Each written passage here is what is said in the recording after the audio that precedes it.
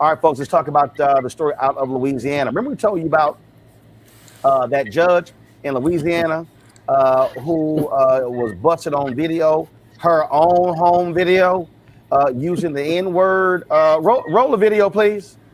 Y'all have it? Oh, shit. Mom goes, why are the lights to your When I pull on? up in the whip, they be saying, God damn. Like, why are your lights on? They're like, pull up. And mom's yelling, nigger! Nigger! Again, we have a nigger. It's a nigger. Like a roach. Look, that's me. No, that's I came from the backside. Look, he trips over the He tripped twice. He tripped twice. I was the only one running. That's me. Kenny was standing. I'm the one that took him down. Kenny's just standing there. He lied. That was his wallet. Yeah. That's my phone where it fell out. Look, Mom. The dude had a phone on him. You should have taken his phone and stolen from him, that fucking asshole. And now I'm going to grab a gun. Go and get the gun.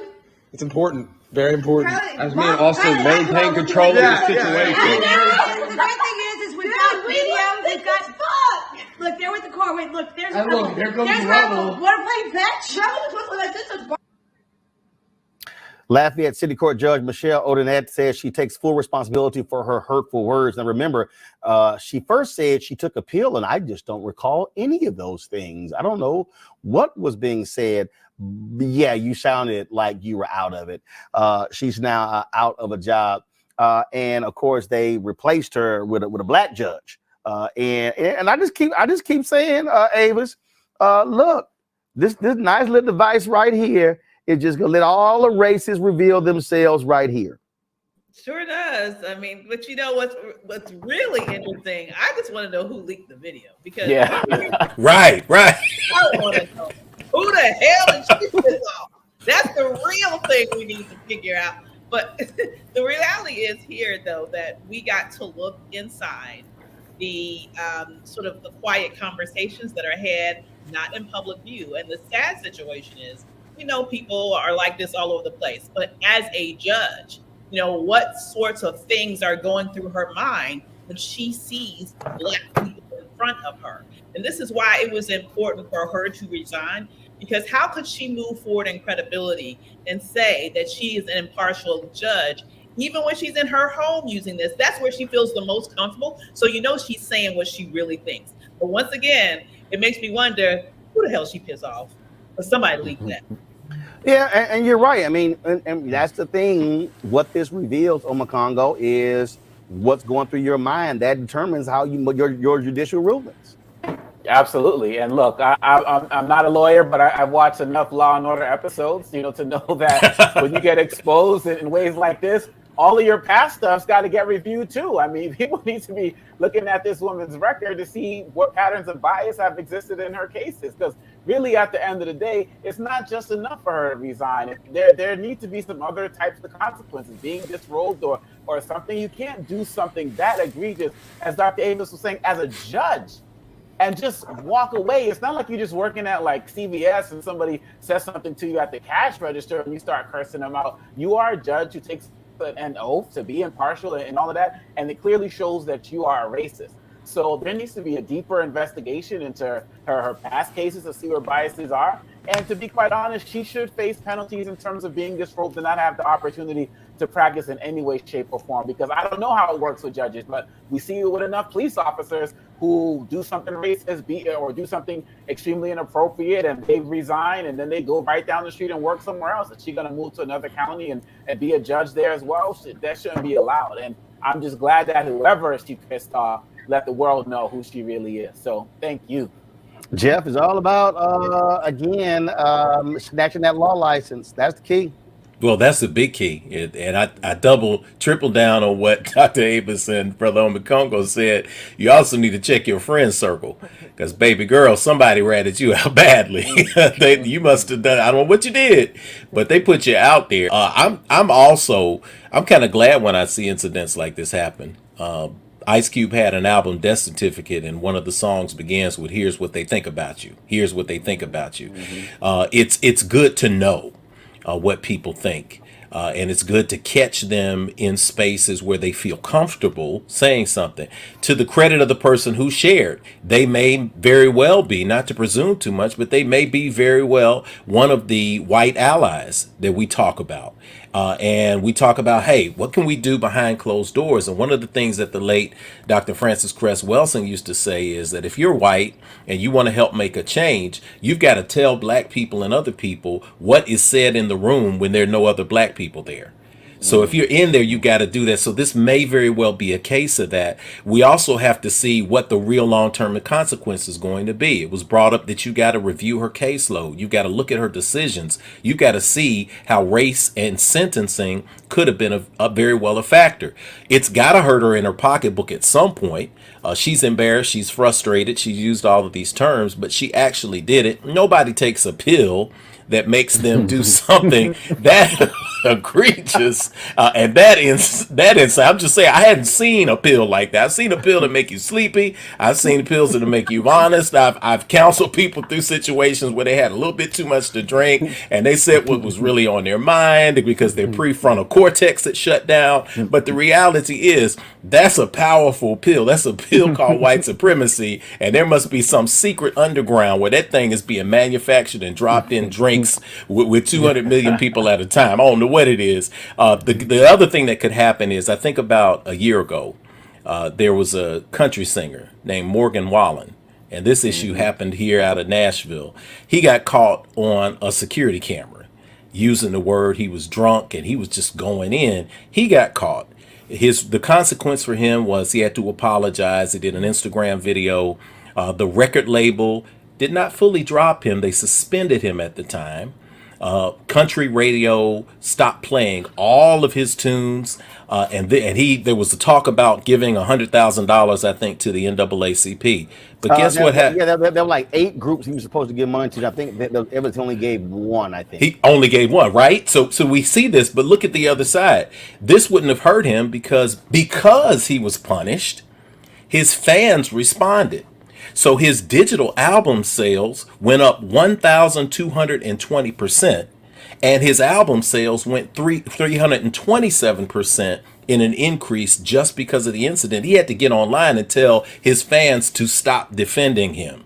So this tells you about, when we talk about that term, we use that term, your vibe attracts your tribe. What do you do with the fallout that comes from other people who say, I'm just going to make sure before I put on my robe that I'm going to check my squad to make sure nobody's recording this before I say what I truly say, before I go into that classroom. Well, she gone. She gone. All right, Roland, you could, brother. Shit, one-on-one. Nah, hell nah. She needs a business from hashtag team. She needs a business from hashtag team. Whip that ass. That's it. All right, y'all. All right, folks. Back to our Roland Mark Unfiltered video in just one moment.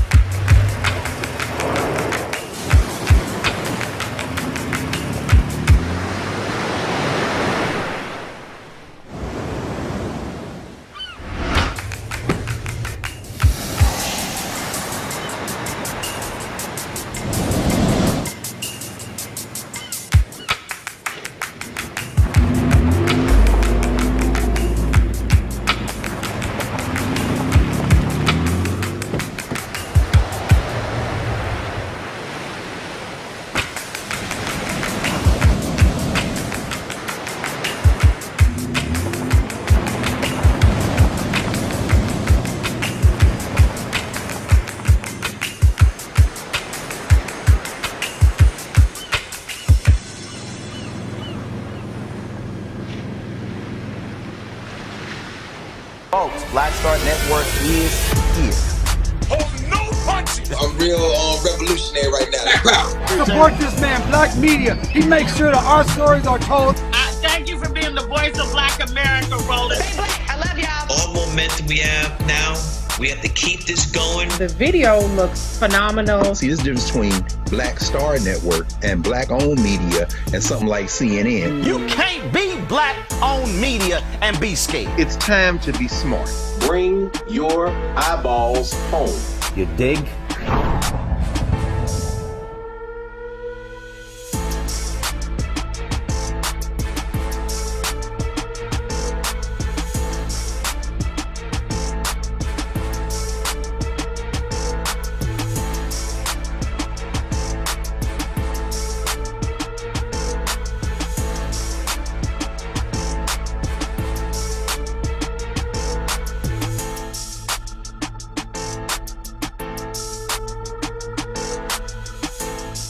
Speaking of ass whippings, I always enjoy watching the sheer stupidity of two people, Donald Trump and Candace Owens, together.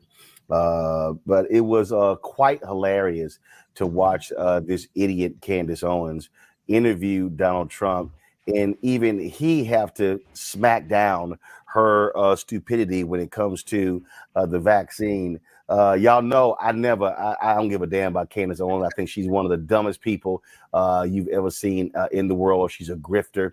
And matter of fact, her stupidity is only matched by the stupidity of Donald Trump. And so let's just call this segment the Stuck on Stupid segment. And so we got to get a kick out of watching these two idiots talk to each other. Y'all, listen to this exchange. Terms of big pharma, which is a huge topic on the minds of mothers, especially. You're seeing what's happening at these school board meetings. Where do you stand on these vaccine mandates? And obviously, I know that you are pro-vaccine. Obviously, you did everything you could to get this vaccine out. I know it was one of the greatest achievements. We did it in less than 9 months, and to be able to do that. Yeah, but now it's taken a twist, right? It's gotten, now we went from this is a good thing and people should have this option to military men, you're going to have to resign because you're not getting this vaccine. Where do you stand on that? Well, I stand on, forget about the mandates, that people have to have their freedom, but at the same time, the vaccine is one of the greatest achievements of mankind. We would have had in 1917, remember the Spanish flu, killed perhaps 100 million people. Actually, it ended the First World War because the soldiers a lot of people don't know that. The soldiers got so sick. It was a terrible thing. There were no vaccines. There was no anything. I came up with a vaccine, with 3 vaccines. All are very, very good. Came up with 3 of them in less than 9 months. It was supposed to take 5 to 12 years. And yet more people have died under COVID this year, by the way, under Joe Biden, than under you. And more people took the vaccine this year. So people are questioning how. Well, no, the vaccine worked, but some people aren't taking it. The ones that get very sick and go to the hospital are the ones that don't take the vaccine. But it's still their choice. And if you take the vaccine, you're protected. Look, the results of the vaccine are very good. And if you do get it, it's a very minor form. People aren't dying when they take the vaccine. What about the masking of children? That's a big one for moms right now.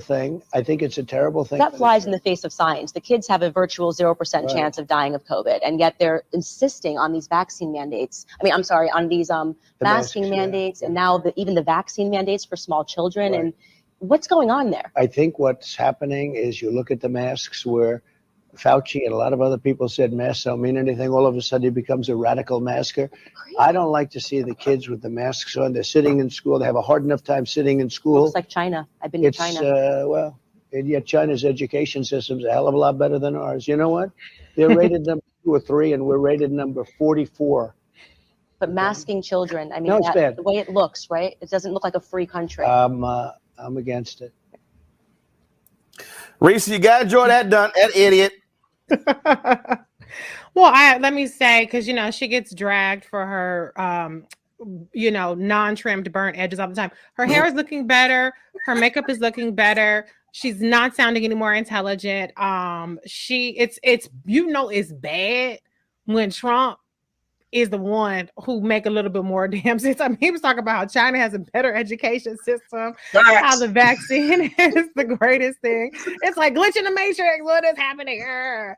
And so it wasn't going according to plan. I don't know who initiated this, but the interview definitely did not go according to plan. And I'm loath to give Donald Trump credit for anything, because he is, people forget so quickly, he is the most destructive politician who has led to the degradation that we see today in terms of having a fact-based, science-based discourse in our society. But in this case, he just so happened to, you know, keep it somewhat real. So yeah, it's actually really laughable that somebody of her low stature and caliber and intelligence level was given the platform, even though I don't hold Trump in high regard. He is still a former president, as opposed to journalists, particularly Black journalists, who are much more informed. And, you know, maybe some of them wouldn't want to sit down with Trump, but it just goes to show when you buck dance and you grift for, you know, white supremacists, then you get doors open that really shouldn't be open because you're not equipped. And she's not equipped. And at least Trump somewhat had his wits about him in that interview for a change. This fool Greg tried to say, oh, the vaccine is killing people and more of them are dying under Biden. And he's like, yeah, actually, the unvaccinated. Well, that was quite a clip. I mean, I guess first of all, in terms of Donald John Trump, he's looking at her, and we all know what he's saying. Candarosa, I mean, what? In other words, all Black women the same Donald Trump. You know, and so I can't even imagine what was going through his head as he's trying to check her. But I don't know where her web-based talk show is. But the theme music should be, although he'd probably charge him out the nose for the licensing fee to use it, it should be from Sean Carter and his sample, "I'm a hustler, baby, and I want you to know." That's where I've been. That's where I'm about to go. This is two hustlers trying to figure out a way to game each other. It's almost like you were watching how, you know, you watch babies talk to one another and can't nobody else understand what they're saying, but the two babies seem to be understanding what each other is saying perfectly well. That was an exercise in I am the one. No, I am the one. This fool talking about he created the vaccines. 100 million people there.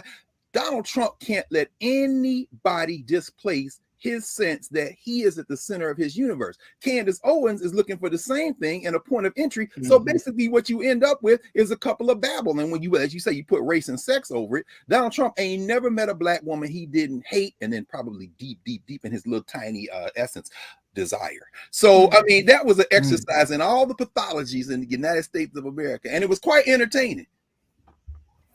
Faraji?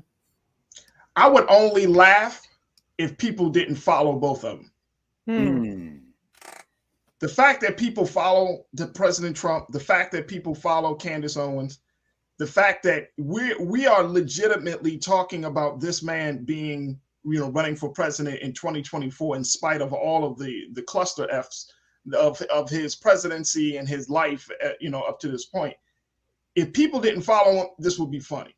This would be like, oh, okay, this is just something to laugh about. But the fact that people follow him, the fact that January 6th happened, the fact that he's starting his own cable network show, his network. The fact that Candace Owens has some influence and power. All of these things shows us that we are in a different America. And this is what we're talking about when we say the breakdown of democracy. This is what we're talking about when we're saying how serious the time is. We can't let our foot up off the gas when it comes to figuring out how we're going to carve out for ourselves as a people, something for ourselves from this American apple pie. Because we can't put our faith in this situation. We can't even put the faith fully in the system, because the system is not even taking a man like Donald Trump and penalizing him and punishing him for all that he has done. We all waiting for the shoe to drop on Donald Trump. And guess what? Every time news about his associates come out, people getting, you know, arrested, people getting charged, and all of these things, we like on like bated breath, like, oh, it's Donald Trump next. And guess what? It never gets back to him. And this is the same system that we're supposed to believe has our best interest. This is the same system that we want to put our faith in. And then, you know, when we're talking about the vaccines, we're talking about all of this. Now we're seeing the CDC came out and said that 79% of the Omicron the Omicron cases are with vaccinated people. So now the narrative changed again. Oh, it's not the pandemic of the unvaccinated. It's a pandemic that we all face. Come on, this is a bunch of bullshit. And it's sad because why? The human lives are being politicized. We are like in recent, you said the Matrix, and I saw the Matrix yesterday. We are in that Matrix. We are being used. We are being bamboozled, as Malcolm X said. We are just being pushed around, and we got to wake up to the fact that this is the modern day America that we're currently living in. This is a very, very serious and dangerous time that we're living in. And as much as we want to laugh, and much I want to say this man is an idiot, and much as I don't have a love or really, anything for Candace Owens, the fact is people are following and listening to them, and more importantly, believe in their vision of America. I roll my unfiltered video in just one moment.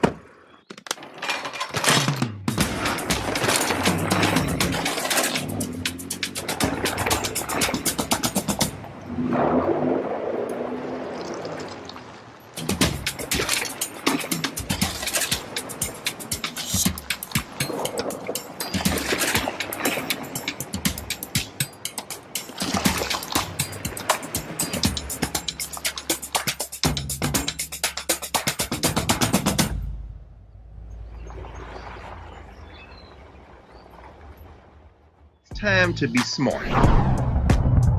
Roland Martin's doing this every day. Oh, no punches! Thank you, Roland Martin, for always giving voice to the issues. Look for Roland Martin in the whirlwind, to quote Marcus Garvey again. The video looks phenomenal, so I'm really excited to see it on my big screen. Support this man, Black Media. He makes sure that our stories are told. See, this difference between Black Star Network and Black-owned media and something like CNN. I got to defer to the brilliance of Dr. Carr and to the brilliance of the Black Star Network. I am rolling with Roland all the way. Honored to be on a show that you own. A black man owns the show. Folks, Black Star Network is here. I'm real revolutionary right now. Roland was amazing on that. Hey, Black, I love y'all. I can't commend you enough about this platform that you've created for us to be able to share who we are, what we're doing in the world, and the impact that we're having. Let's be smart. Bring your eyeballs home. You can't be Black-owned media and be scared. You dig?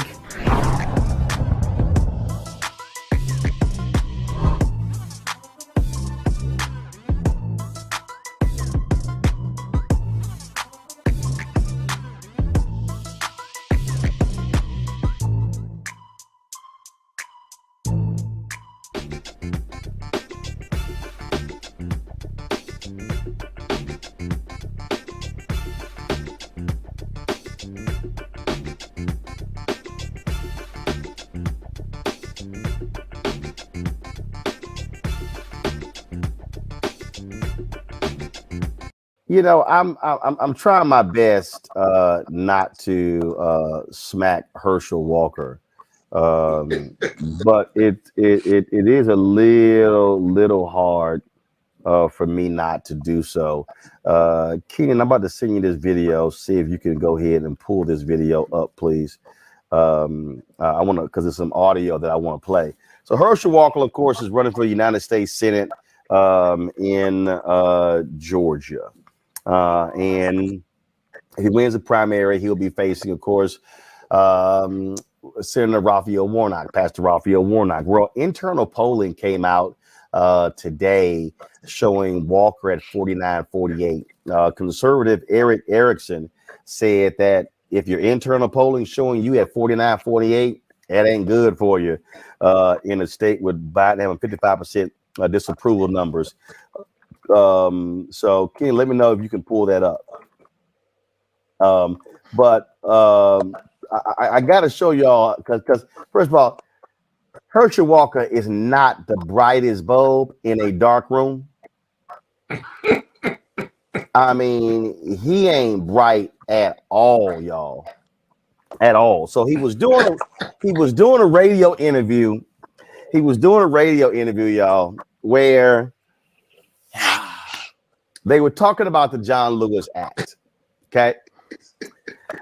Now, prior to Congressman John Lewis passing away, he literally wrote the voting law. So Herschel Walker was asked about this law. And Ken, if you can go ahead and pull that up, I want y'all to hear what one of the dumbest people you've ever heard. If you think his son is dumb, you see exactly where his son got it from. Keenan, go ahead and play it. Raphael Warnock doesn't talk about inflation. He doesn't talk about the price of gas. He doesn't talk about supply chain disruption or anything of that nature. But he brings up voting rights, the John Lewis voting rights bill. What do you say about Raphael Warnock trying to push this during this time to try to what I call federalize elections? You know what's sad about that, to use the name of a great man to bring up something that is so bad, I think is terrible to do. Senator Lewis is one of the greatest senators that's ever been, and for African American, that was absolutely incredible. I think them to throw his name on a bill of the voting rights, I think is a shame. First of all, when you look at the bill, it just doesn't fit what John Lewis stood for, and I think they know that. And I think that is sad for them to do this to him. And let's go to the voting rights. People want to talk about voting.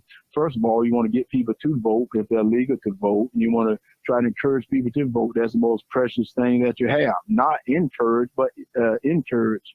And what I mean by that is you get things done now. Don't talk about it after or talk about it during, but get it done right now. If no one is not legal to vote, why don't we go in and get the IDs, get everything done right now instead of waiting until it's time to vote and start talking about it? We shouldn't. And, and I think that's what people got to remember. I just want y'all to hear for y'allself, because sometimes you just got to go ahead and let dumb be dumb. What he said here, Robert, was I don't really think the John Lewis Act is what John Lewis stood for. Well, look, I've invited Herschel Walker on my radio show. I've invited the other Senate candidates. I've had Calvin King, who's running that Republican primary. I was on my show last week. Gary Black, who's the current agricultural secretary, who's going to be coming up in the new year. I hope Herschel will come on. But, Herschel down here is known as CTE patient zero. He's not all the way there.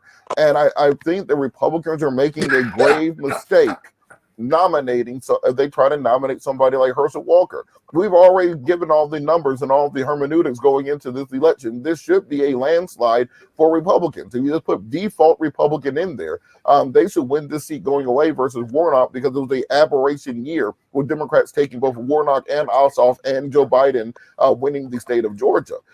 So without Donald Trump on the ballot, without everything going on in 2020, Republicans should have a very good chance of winning. But when we have someone like Herschel Walker, who might be the nominee, you are talking about running an admitted woman beater, somebody who beat his former wife, who is a domestic violence attacker, and you're going to run him against a Baptist minister in the South? What is wrong with Republicans? You're going to take somebody who literally beat women for 20 years and does not live in the state of Georgia and run them against a Baptist minister. So I think that Republicans are going to have to rethink this. They should take another look at Calvin King, another look at Gary Black, that they want any chance of winning. But this is just another in a long line of gaffes that Herschel Walker has made and is going to make. And when your son is the best spokesperson for the campaign, complaining about gas prices and a $1,200 hoodie, I don't think a worse mistake can be made by Republicans than nominating somebody like Herschel Walker, who, I repeat, beats women, and they want to run him against a Baptist minister. You can't make a worse mistake than that in the state of Georgia.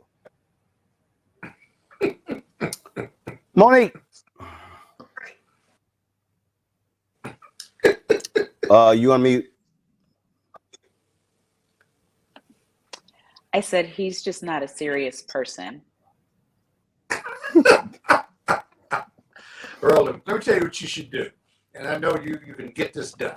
You should put together a 1 or 2 minute piece on all of Herschel Walker's gaffes and when he's, as well as when you can't understand it.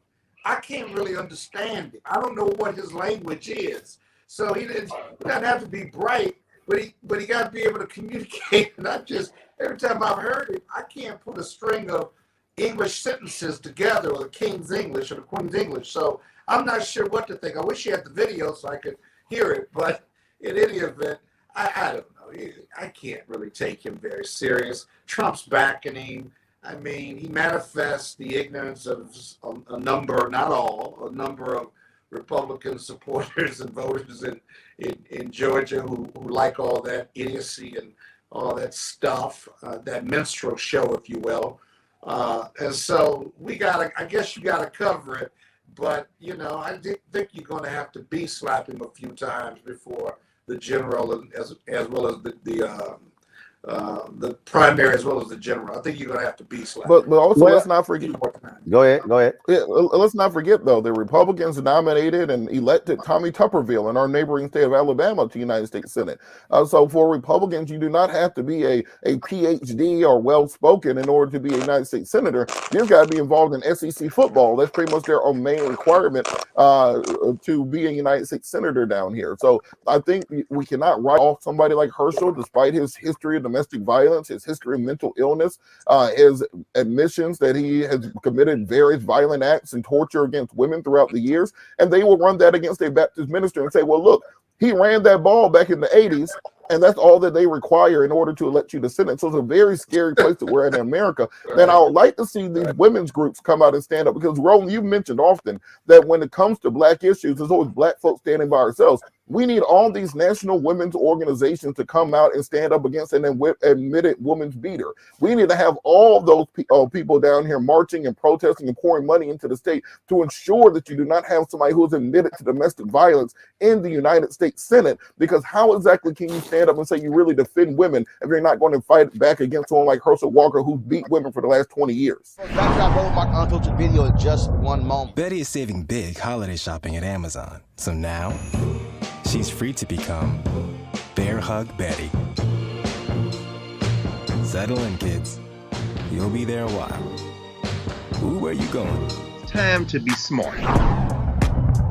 Roland Martin's doing this every day. Oh, no punches! Thank you, Roland Martin, for always giving voice to the issues. Look for Roland Martin in the whirlwind, to quote Marcus Garvey again. The video looks phenomenal, so I'm really excited to see it on my big screen. Support this man, Black Media. He makes sure that our stories are told. See, there's a difference between Black Star Network and Black-owned media and something like CNN. I got to defer to the brilliance of Dr. Carr and to the brilliance of the Black Star Network. I am rolling with Roland all the way. Honored to be on a show that you own. A Black man owns the show. Folks, Black Star Network is here. I'm real revolutionary right now.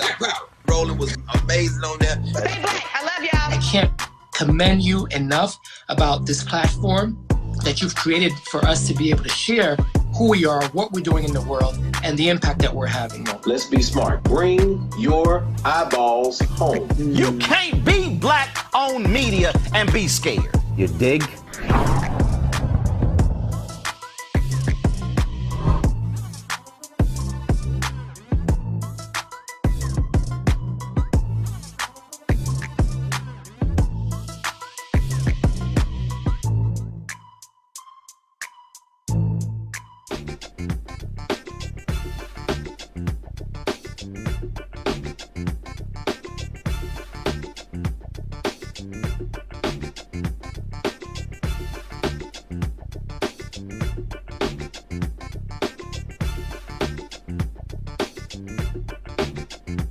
No charcoal grills are allowed. I'm white. I got you, bro.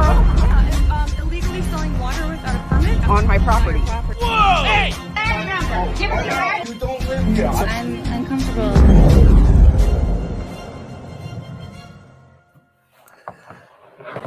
All right, folks. So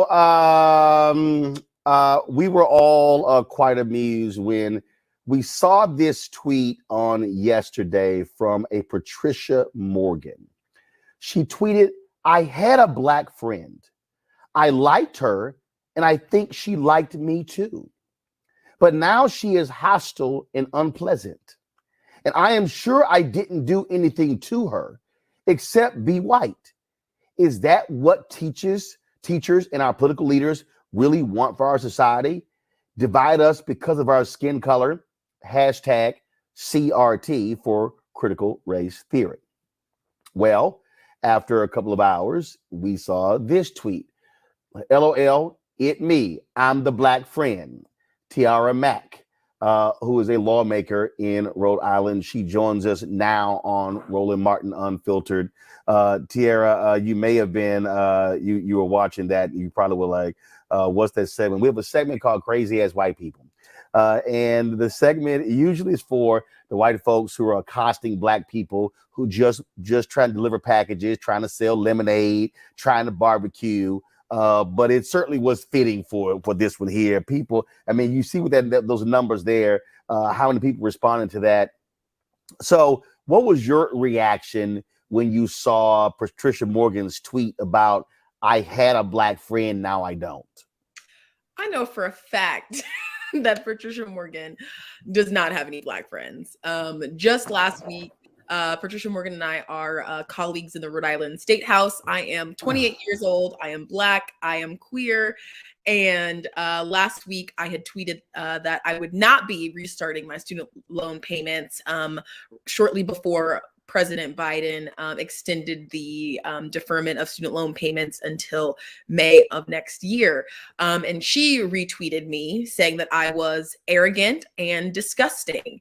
And this is a colleague that I have not had the pleasure of meeting in the Rhode Island State House yet, but I do know that she is one of our more colorful colleagues, known for her white supremacist ideas, including anti-immigrant sentiments, anti-refugee sentiments, anti-black sentiments, anti-LGBTQ sentiments.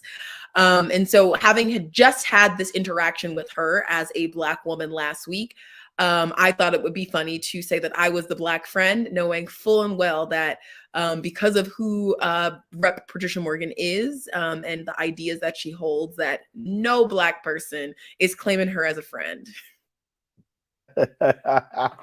The thing that she also apparently has sponsored a critical race theory bill.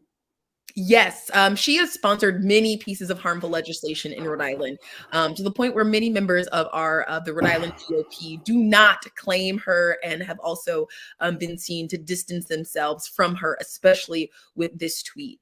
She was, I think, hoping to activate her base or sensationalize anti-CRT legislation. But as we can see, that really blew up back in her face. And as someone who has been the target of many local Rhode Island attacks from white supremacist trolls, it's a little funny to see it kind of going back in her face, because did she deserve it? Yes, she did.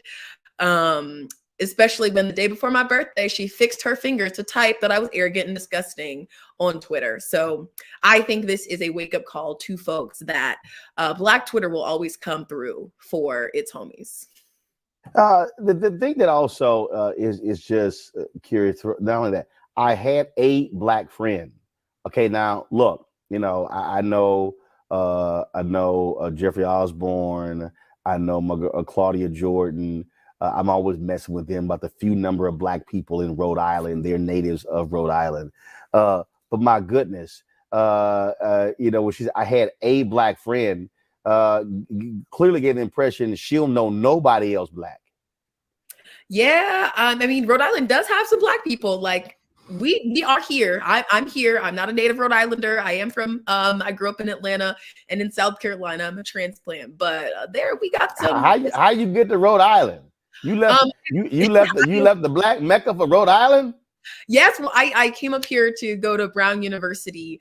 So yes, I did leave the black Mecca to come up to Rhode Island, and it's been giving me a headache since. But I do love Rhode Island, and I think it has a lot to offer. And we have some really great, aside from what you see Rep. Patricia Morgan putting into the world, Rhode Island does have some really great progressive politicians and some really great work happening out of this like small but mighty state.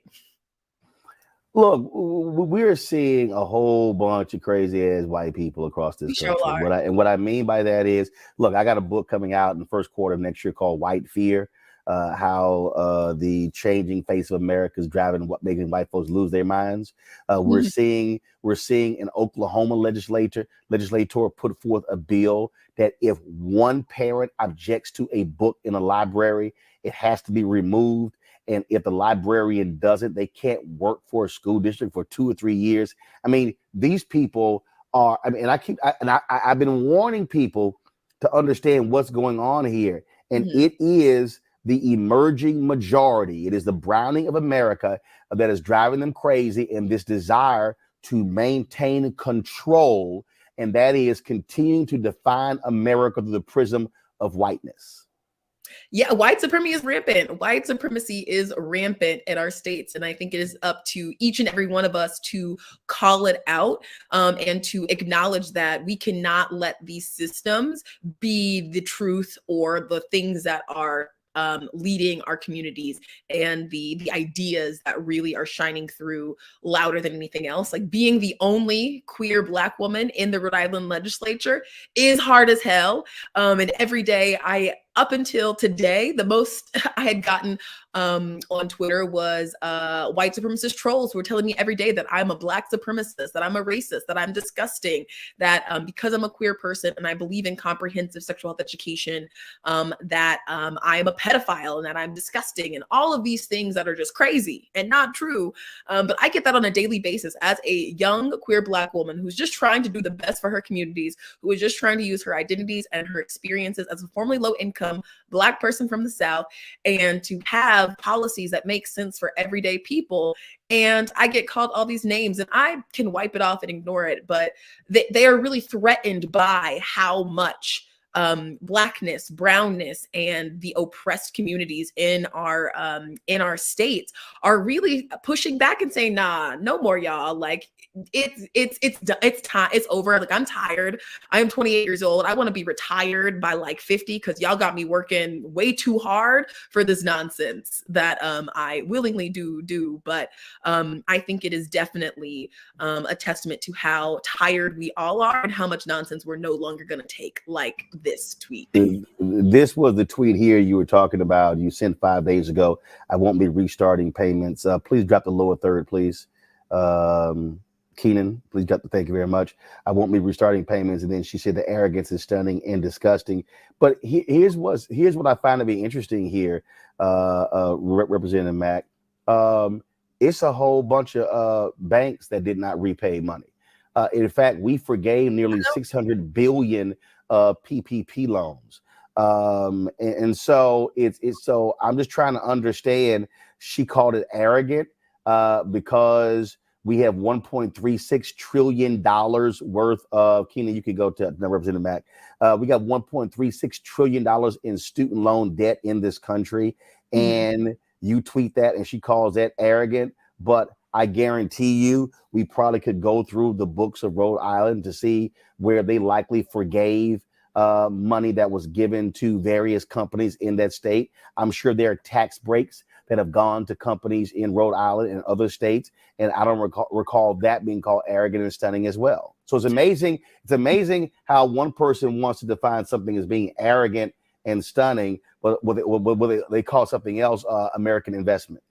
Yeah, I mean, as a Black person, I've been Black my whole life. I will be Black the rest of my life. It is not shocking to me that someone would see an educated Black woman who went to one of the top universities in our country, Brown University, has an Ivy League degree and is a young, accomplished official who is really just trying to do best for communities that don't look like the majority of communities that are served in our state house, that they're threatened by that. It is a threat to see someone defy all odds and go against this notion of what success looks like. Because for folks like Patricia Morgan, success looks like whiteness. It looks like upholding the systems that oppress others so that you can get ahead.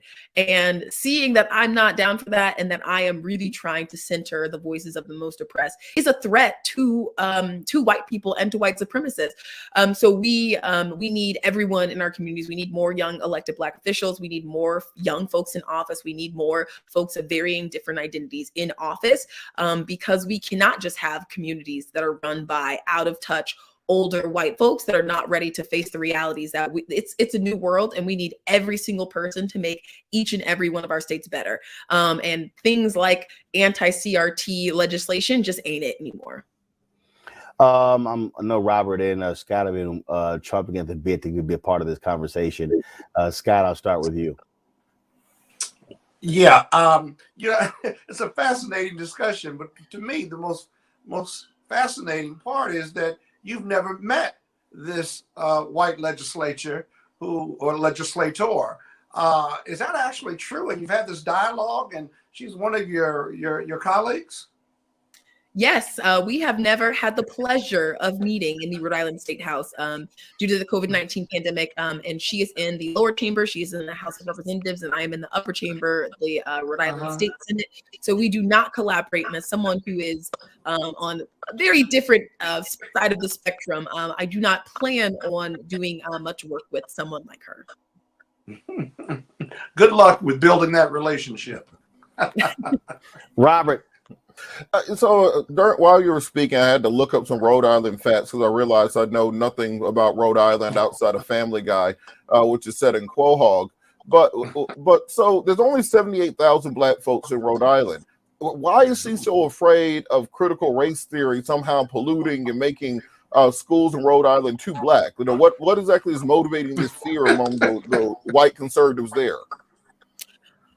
Well, I wish I could tell you. I don't really know. It's a whole bunch of white nonsense, as you can see, and it just continues to be white nonsense with no answers and fear. But Rhode Island, we got really great food, restaurant capital of the world, some of the best universities that are here, and we have a state choral. That's not a fun fact. We just got a state choral. You know, you can come back to Atlanta, right? Like we got space. You can come back. Like you don't have to deal with all that. Like there were more Black folks at the Celebration Bowl last week. Yeah, the way that these rent prices are looking up in Rhode Island, I might be moving back sooner than it looks like, because we do not. Yeah, come back home. Come back. We got you. Come on back. You got to stay there for the fight. We need Black folks. Why? No, come home. State. You got enough Black people in Atlanta, man. We need her there, okay, to carry on the fight. Well, God bless you. You fight the good old fight. Rhode Island. Yeah, well, I like to see Atlanta fighting for me. I will come back. Once these rates are looking a little different, I might come back, but Atlanta's kind of popping off right now. So I'm not really, well, Rhode Island's not doing any better. We got some of the worst rates in the nation right now. Actually, Rhode Island has been #1 in COVID rates almost the entirety of this pandemic. And we make national headlines because Rhode Island also cannot get its shit together when it comes to COVID. Well, God bless you for fighting a good fight. Yes, absolutely. Well, I will say this: every year that Jeffrey Osborne has his golf tournament, we dramatically increase the Black population of Rhode Island with all the brothers and sisters who comes in to play golf. Jeffrey has assured me that his tournament is returning in 2022, and so let me go ahead and extend the invitation to you now. So if you're looking for a family reunion type get together, come to the golf tournament. It's normally in late July and August. Okay. And in fact, you can invite Patricia on out if she want to see some more Black people. And I'm quite sure we can educate her on what Blackness is, since she's so sad that she lost her a Black friend in you. I'll leave that to y'all. But y'all consider it a fight if you want to, but I'll leave that to y'all. Follow-up question: does she think that her Black friend ran away or escaped? Because usually when they ran away, they went north. She's already north. So can somebody inform her of that? We is free now. It's okay. We can leave when we want to. She might want Tiara to go to Canada. She want to go further north. Hey, but Roland, what is Tiara? For me, I'm already as cold as it can be in Rhode Island. I don't know if I can go any further north, y'all. What is Tiara? What is when you do get back in person or even by Zoom, you're going to meet and see this person for the first time. Tell me about that conversation, or what you anticipate that conversation to be, if any. Probably awkward for her, but for me, as an unapologetically young Black queer woman, I do not have a mind to placate these white folks who will say anything and everything online behind your backs, but never to your face. And as an unapologetically young Black queer person who's already had it, is already done with these systems that have continuously disrespected me and folks who look like me, it won't faze me none to continue to tell her who she is and who I am. If that hurts her feelings, then this maybe isn't the work for you, baby girl. Again, thank you for being there. Last question for you: how many other Black people are in the legislature there in Rhode Island? So in that's a good question. So in the Rhode Island Senate chamber, I am the only woman that identifies as Black. We do have Sorry, you're in the Senate. My apologies. Earlier I called you a representative. So you're a senator. You're a state senator. Go ahead. So you're the only Black state senator.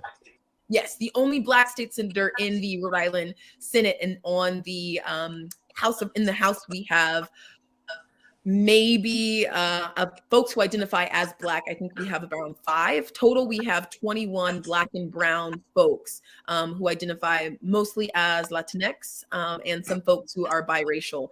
But I am one of 2 or 3 Black women.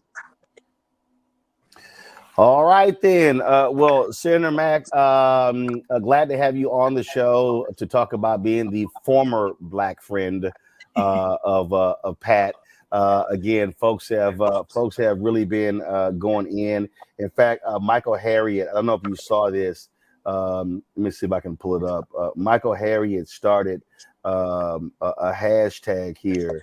Wait a minute. Well, where's the hashtag? Yeah, let me switch to it right here. He started this hashtag I had a white friend. And so folks have been commenting, you giving all their different examples of hashtag I had a white friend. So folks have been, Black Twitter has been having a field day with this. And so we appreciate you coming on the show and sharing your thoughts with us. Yeah, thanks for having me. All right. Well, look, keep giving them hell up there in Rhode Island, and we'll keep giving them hell here in Rolling Mark Unfiltered. Sounds good. Thanks a bunch. All right, folks, back to our Rolling Mark Unfiltered video in just one moment.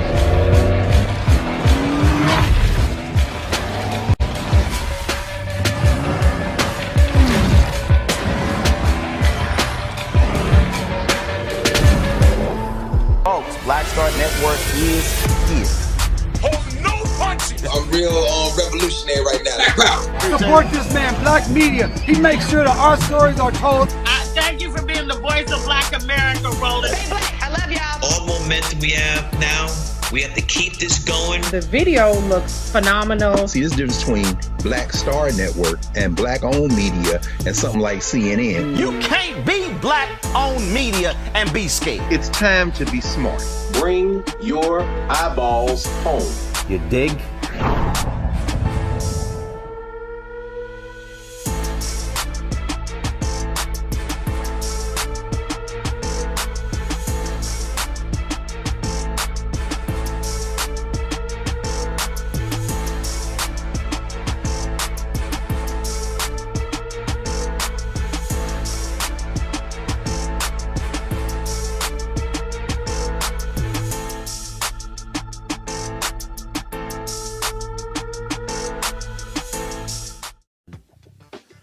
All right, folks, welcome back to Rolling Mark Unfiltered on the Black Star Network. So you see me wearing my Jack Yates Lions shirt, and so I just want you to understand that I went to the Yates Madison School of Communication. This is where everything got started, and so I figured with today, I wanted to represent my high school again. That's where it all began when I was 14. And do understand what I'm about to show you was visualized then. So you to understand that. And so this is the lobby, if you will, of the office and our new studios here in Washington, D.C. We're located right on Black Lives Matter Plaza here in the nation's capital. In fact, Henry, why don't you go ahead and take a shot of that? So that y'all understand, we're right here on Black Lives Matter Plaza, 16th and K. And so we're here. And so what we did here was this here. So I've had people, I had my show on Washington Watch on TV One, had the show News One Now. And then over the years, people have given me paintings and stuff like that. And so as opposed to just sitting here, putting up you know, the network sign or whatever, what the hell, when I was taking advantage of the stuff that people already sent me. And so that's why we put the pieces right here. Now, in this space here, we got some great stuff in this space because we got this massive kitchen here. And these are three of the degrees that I have, that were given to me from HBCUs and others, the honorary degrees. And so 3 of the 6 up here, we're going to load the other 3 somewhere else. And so this kitchen space allows for us to be able to do cooking segments, a cooking show here in this space. And so you have this huge countertop right here, microwaves right here, refrigerators right here. And so we're able to bring cameras in here and be able to do cooking segments or even a cooking show for the Black Star Network in this particular space and showcase it. I'm already talking to a chef and we're developing his show. I'm gonna tell you later who that's gonna be, but trust me, it's some great stuff. When we bring guests back in, when we have a special shows, we can have our guests sitting in here, watching our programming going on in this space right here, sort of why we have it here. And so let's go to the rest of the office. So what we did was we put LED lighting all throughout the hallways and everything to be able to give it lots of color. I got tons of awards, and so we got a bunch of the awards here on the shelves here, down the hallway here. And then, of course, you're coming down here, and so same thing. So you see the different lights that we have, different color lights, and so we come into the main area of our room. Now, here's the deal.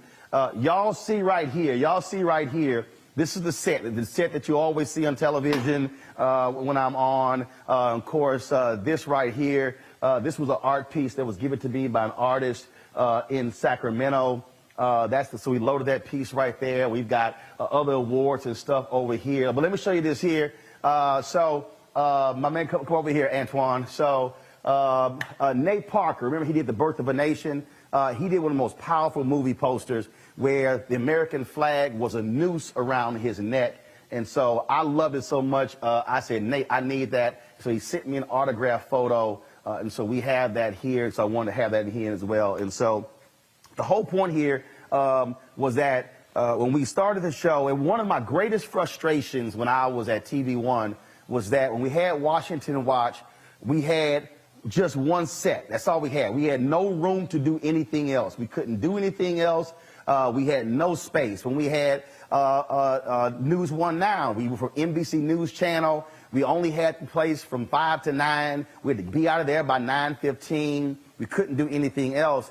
And so even when we had our first location, I'm grateful with 50 Can, we were able to use that facility, but we were landlocked. We just had one set, couldn't do anything. So I wanted a place that gave us multiple looks to be able to do what we wanted to do. And so here we got these two 82-inch TVs on both sides of me, allowing us to be able to put graphics in here as well. And so I'm gonna go over here and show you something that we wanted to do, and that is we wanted to be able to, let's say we're shooting some video and we're doing something and we don't have the ability to be able we want some different looks. So we installed this huge background. Remember we had the Black-owned Drake Company on the Marketplace segment, and the brothers said they did stuff for Hollywood. I said, great. So we went ahead and said, fine, we're going to have y'all do the green screen. And so I'm going to go to this camera right here. Y'all see right now, so we decided to do a different look, a different background. The green screen allows us to do that. If y'all saw my Frankie Beverly and Mays interview, you might saw my intros and outros. That's how we shot that on a green screen. And so this allows for us to create different looks. It also allows for us, let's say, if I'm talking and I want to have a big old like a moving video or whatever, we can actually do that by having the green screen.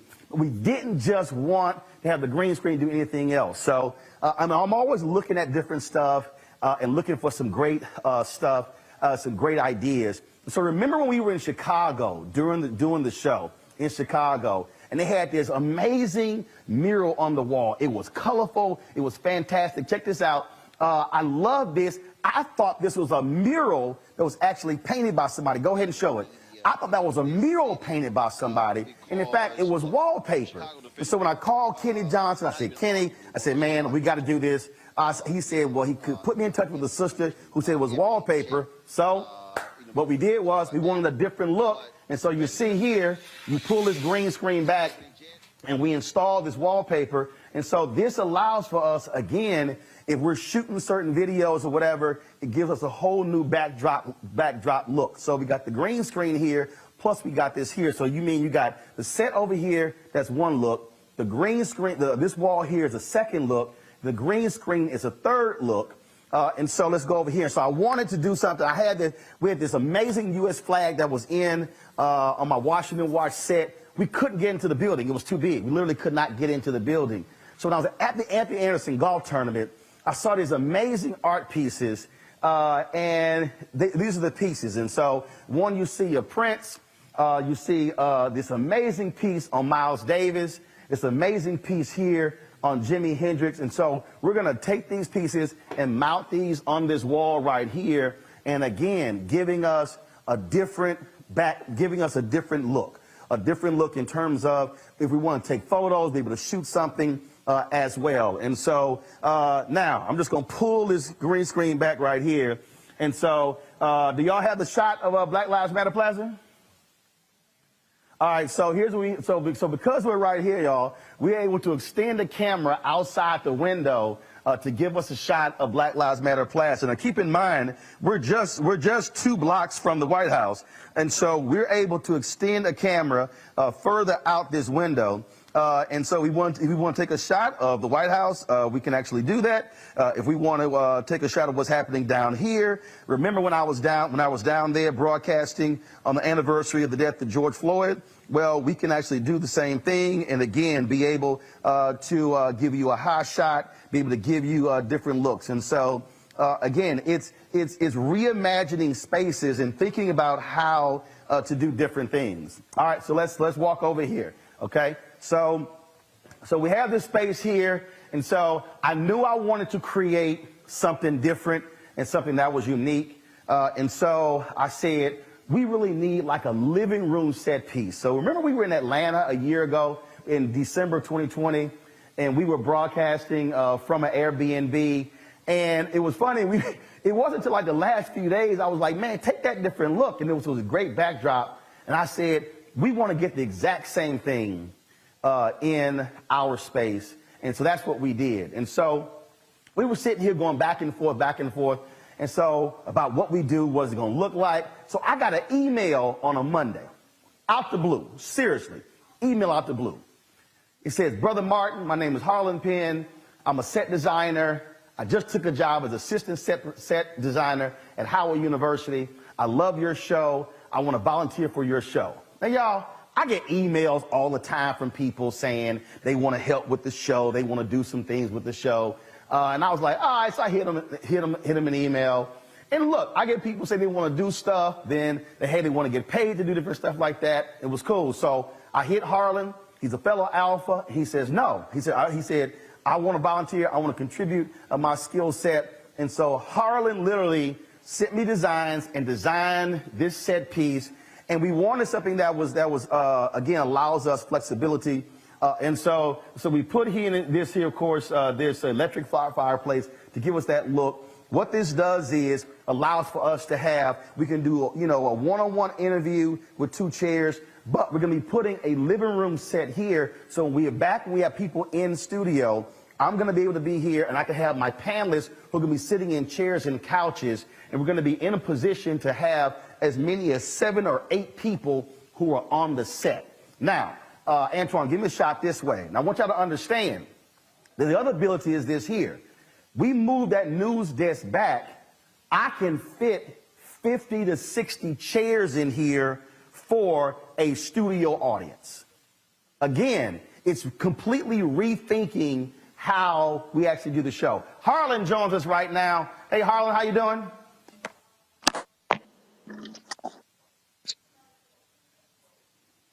I can't hear you, Harlan. Oh, I'm doing well. How are you, Brother Martin? Doing great. And so the set piece, man, looks great. And so just tell folks just what was going through your mind when you decided to put this thing together.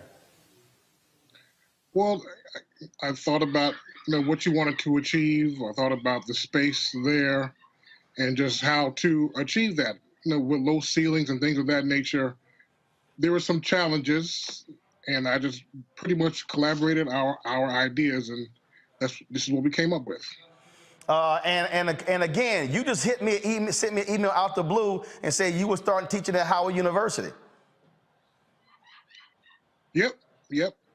I knew I would be in the area. I followed your show for many years, and I just wanted to branch out. I was new in the community there in DC, so I said, let me just email my brother and let's see what happens. Well, Fred, I appreciate you sending that email. Man, it's a phenomenal look, a phenomenal piece. And again, once we get the furniture in here, it's going to give us an opportunity to do some different things. And folks, just so y'all know, again, it's a bunch of my awards here. Remember, I was at the YouTube Black Conference. They gave us these Air Force Ones, and they wanted to design them, and so I had them do them as Roland Martin Unfiltered, these shoes here. My man Colin Kaepernick sent me those special edition Colin Kaepernick shoes.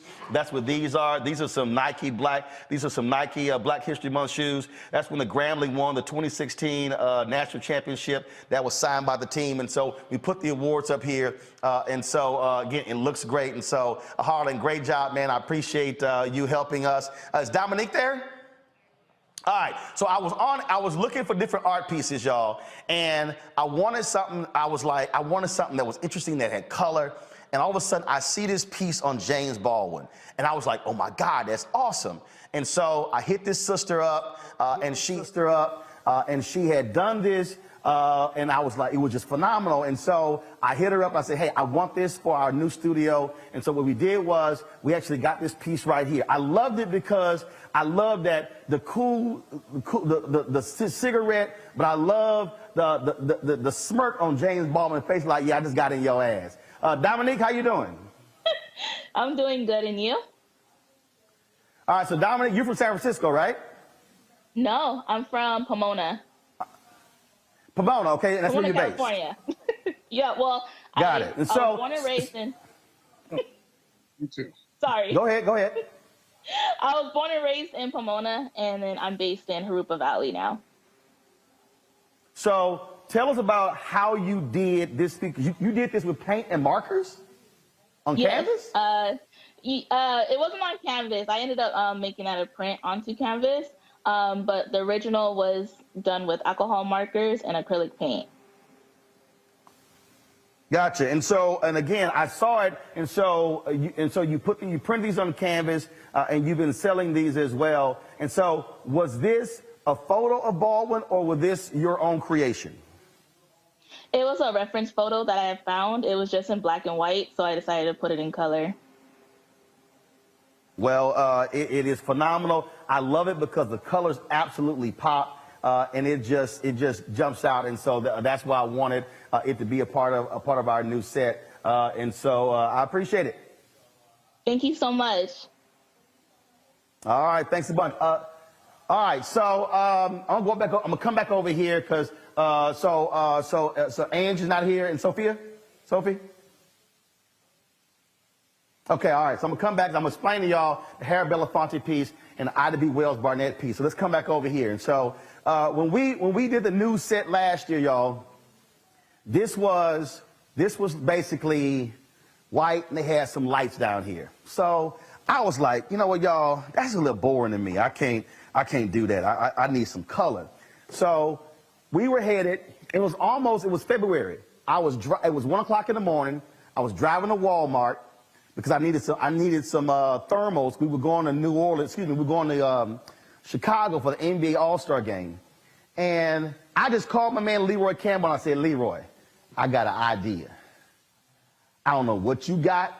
I don't know what could work, but I would love to put one of your art pieces on the set for some color, and I was also promote you as well. And so Leroy said, I got an idea. So he printed this out on canvas and then sent it to me. And as you see, it's Remember to Vote, multiple generations of African Americans. Artist Leroy Campbell joins us right now. What's up, man? What's up, big dog? How you doing, baby? Happy New Year and all that stuff, man. All good. So tell us about this piece. You know, like always, Roland, we've always been about the salvation of our people and the unity. And we've used every aspect of, our lives from all the systems, to challenge these systems to move our needle forward. So just prior to the election year, this piece meant that we were going to come together as a collective and use what we've always done as a collective to help, move forward. Because I always believe that the salvation of our people will always be about our unity. And so we've used various parts of ourselves in terms of the voting, in terms of the media. All of that has to play a role in helping us to achieve some semblance of salvation. So I want to congratulate you, because being an independent Black media is one of those accomplishments that we need to show that when we have our own and when we take charge of doing what we need to do for ourselves, we could accomplish so much. As a result, we now have, Biden and Harris. So this is an example of what we can do when we work as a collective, and you having your own media is a perfect example of why the collective is important, and the voting played a good part of that. And I wanted that piece to represent that intergenerational connection. Everybody participating, in all facets of life, nothing left, all hands on deck. And that's what this piece represents. And you called me 3 o'clock in the morning, rolling in Atlanta, and I was sleeping when you called me about that. Nah, it was 1 o'clock in the morning. 1 o'clock, It wasn't okay. 3 o'clock in the morning. It was 1 o'clock. Calm down. But you up. You up. But that's all right. When you all call, right, Leroy, I do, brother. Y'all know I got several Leroy Campbell pieces in my house. And Leroy, give everybody the website to go to. Yeah, for all y'all, want you to go to Leroy Campbell Originals with an S.com to see more work, and look forward to the book that I'm writing, the memoir called Rich History, Love Story, and look for the series that I'm working on called Thriving Community. So go to Leroy Campbell Originals.com. And thank you, Roland, for being an avid supporter and collector for the Black art community. All right, Leroy, I appreciate it, man. Thanks a lot. Thank you. All right, y'all, I'm not done. I'm going to go to a break. I'm going to show you our control room. I'm going to show you these other murals that are in the office. I'm explaining to you how that came about. You're watching Roland Martin Unfiltered right here on the Black Star Network.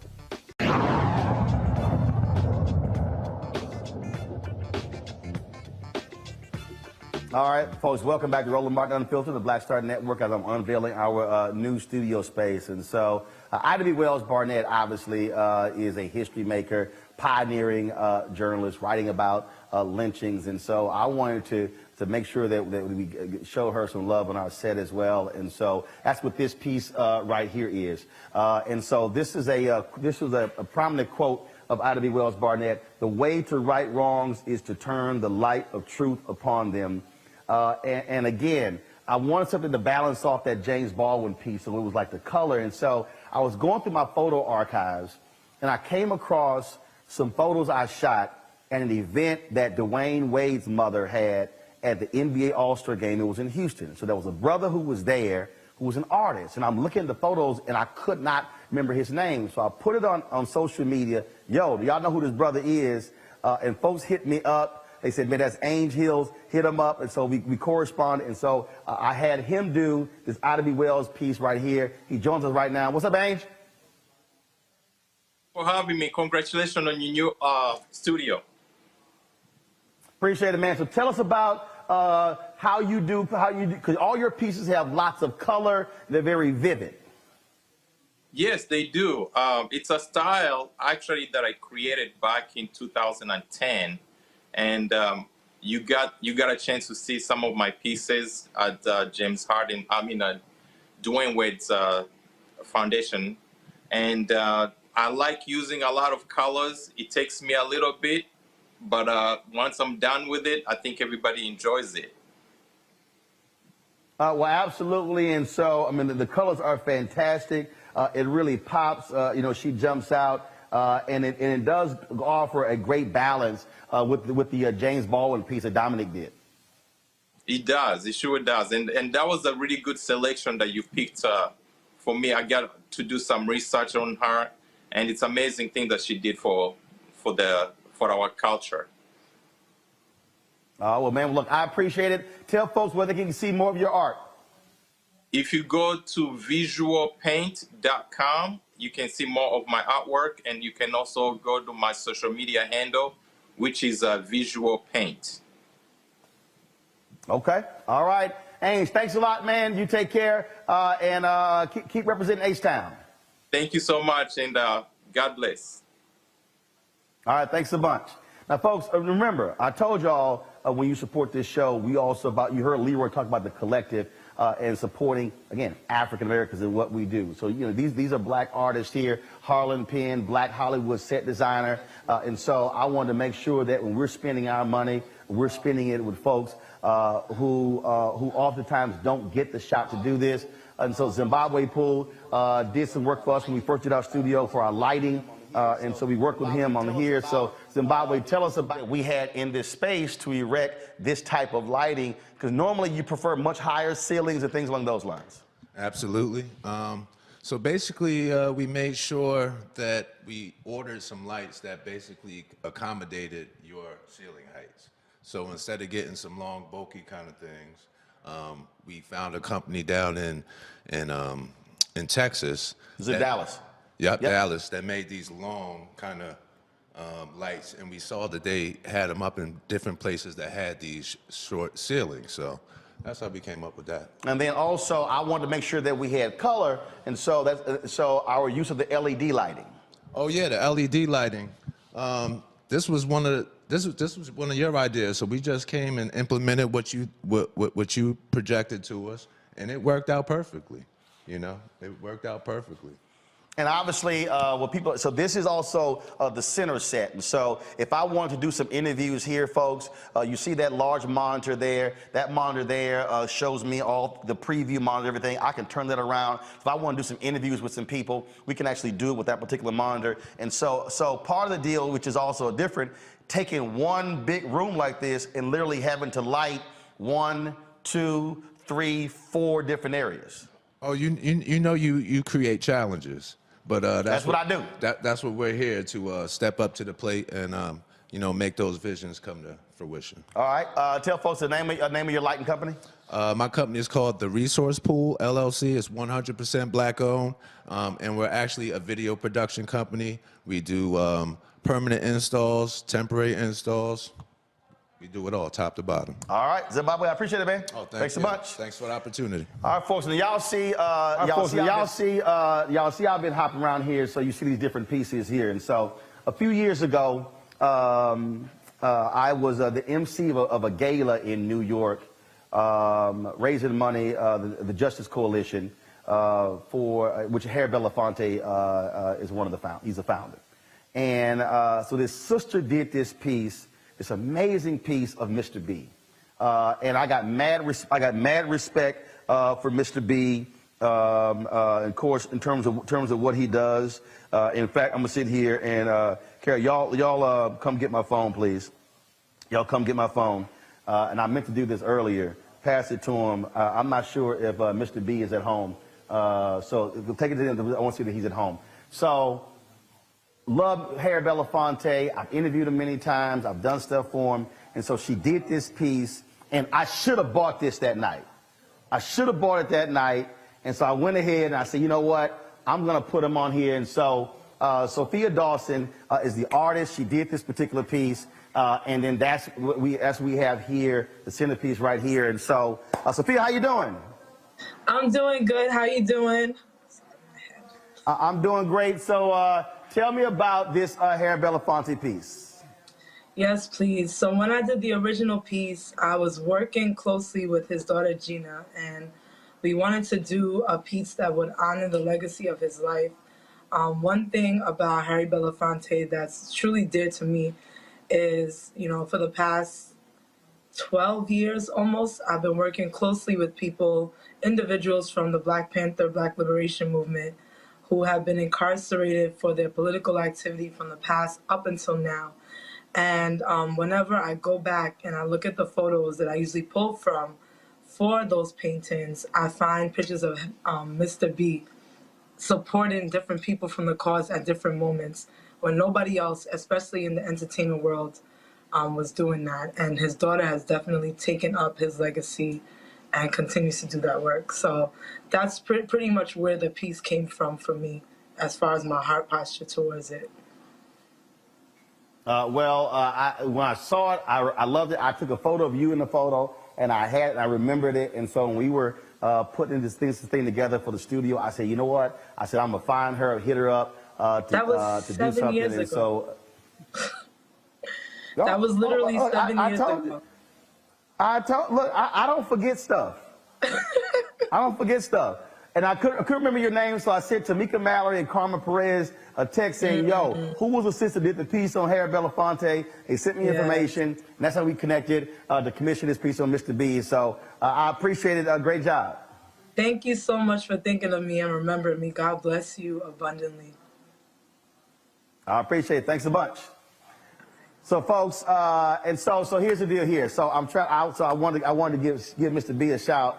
Just let him know how we're paying homage to him, in our studio here. And so I'm gonna go in here right now. So this is our control room, folks. And so remember our old studio, the monitors that were behind me. Well, that's these monitors right here, these 65-inch monitors. And so I'm showing y'all all y'all money at work. And so in here we got, of course, our switcher robotic cameras, our streamer stuff over here, all of our monitors, video playback machine, our graphics machine, with all of our phone calls and folks like that.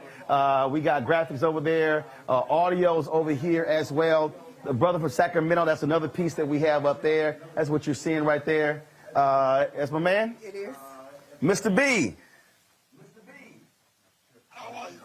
I'm doing fine, sir. I am literally on my show, showing my new studio, and I showed everybody I'm paying homage to you. That piece that Sophia Dawson did on you at the gala 7 years ago, I commissioned her to do that piece. So a photo of you, an art piece of you, is literally above my fireplace in my show studio because I love and respect you so much, and I wanted to have that in here. Good. And so I told Gina, I said, look, we're gonna respect my man. I said, and always talk about him and work that he does. And so I just want you to know that, and that we love all that you've done and appreciate your hard work. Thank you very much, Roland. Well, I hope all is well with you, my brother. Tell the wife I said hello, and hopefully we can see each other soon. You doing good? Yeah, I feel good. All right then. Well, Mr. B, you be well, my brother. You take care. Take care. Bye. So, folks, so here you got, again, everything is run through here. Our control room, all of our phone calls and things along those lines, our videos. And we're adding a new feature. We're going to start taking phone calls, have a call in for you to be able to comment on different subjects and topics and things along those lines. That's what we're working on right now. And so we're going to be debuting that this week. Only the folks who are fan club members are going to be able to call in. That's for the first month. Hey, it's called benefits. So that's how we're working at. And so we're working at right now. So I'm going to go back out here. So let me tell you something. So I was sitting in here. I was sitting in this office. I was sitting in here. Carol and I were talking. And set was being built. Lights are being installed. We're in here. So I'm looking out over here. And I'm seeing these walls. And I'm like, okay, what can we put up in these offices? And I wanted this space to be very much like, like an art gallery type, okay? So it hit me, I said, yo, we can put up murals on these offices, on every single one of these office walls. So then I started thinking about different type of murals that we can put up on these walls. And so let me go show you what we did. And so again, stuff just pops in my head. And that's what happened. And so what we did was we came in here, and so this mural here is a mural of the First Amendment. Congress shall make no law respecting establishment of religion. So boom. So that's right there, the First Amendment. So we printed that out. It's on a cotton fabric that's printed out that particular mural right there. And so we're gonna come on down here. And so this here is the nation's first black newspaper, Freedom's Journal, that was created. Y'all hear me talk all the time. The comment, we wish to plead our own cause. Too long have others spoken for us. That was, of course, March 16, 1827. So that's one of the murals that we wanted to be able to have on the wall in this office here. And so we go to this office here, and you see We have Black Lives Matter that is on that particular wall right there.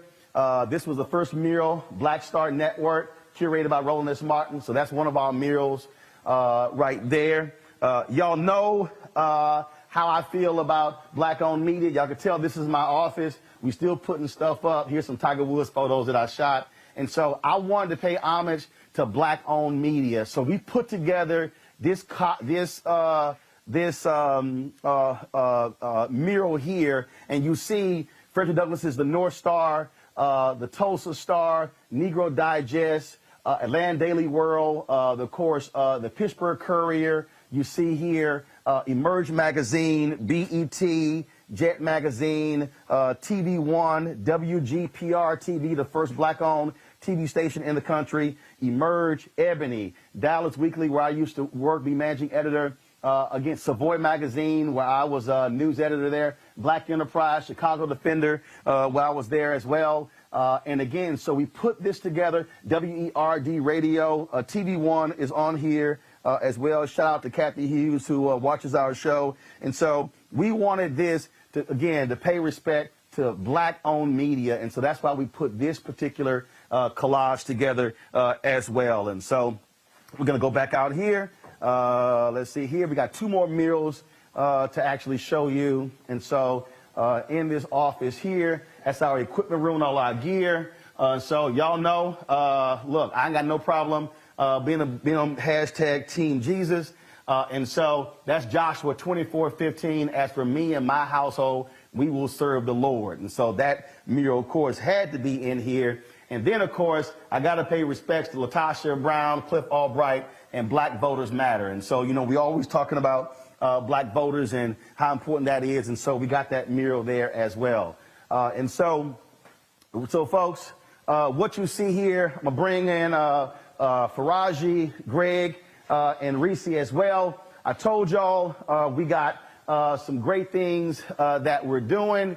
And so in the next month, we already have Rolling with Roland, the 1-hour interview show that you see on. We got Richard Lawson, the interview we launched last night. We're showing that particular interview. My wife, Reverend Dr. Jackie Hood Martin, is going to be having a weekly show called Fulfill, the Art and Joy of Balanced Living. We're going to be doing that show. My man Greg Carr is going to be doing a show, a weekly show on the Black Star Network called The Black Table. He's going to be doing that. Rashid Muhammad is going to have a daily show that's going to be For the Culture with Faraji Muhammad.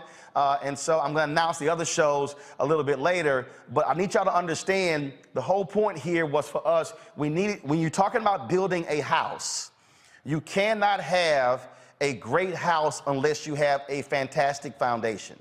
You can have the most gorgeous design house, you can have great furniture, all that sort of stuff in your house, but here's the problem. If the foundation is jacked up, the house can be condemned because of a bad foundation. And that's why we said we have to have our strong location. That's why all of our technical stuff, our streaming equipment, all of those things, having a strong control room to be able to run all these things through was critically important. And so this also allows for us, as I said, to have different looks for different purposes. Green screen, the love wall, the photos of the artists, the set piece over here, the living room that we're going to have in here, this piece right here. When we have our Fit, Live, Win segments, we can literally do those segments in this space right here, or we can do them over there, or we can actually do, so versus having somebody on who's sitting here talking about exercises, we can actually do the exercises. Oh, there's some other art pieces in here.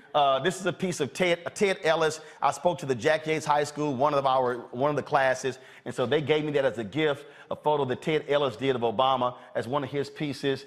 These are some other photos in here. These are some photos that I shot of Hillary Clinton when she came through Dallas, the South Dallas Cultural Center. We got those photos there. This is a great piece over here. I got this in the Tom Joyner Morning Show cruise.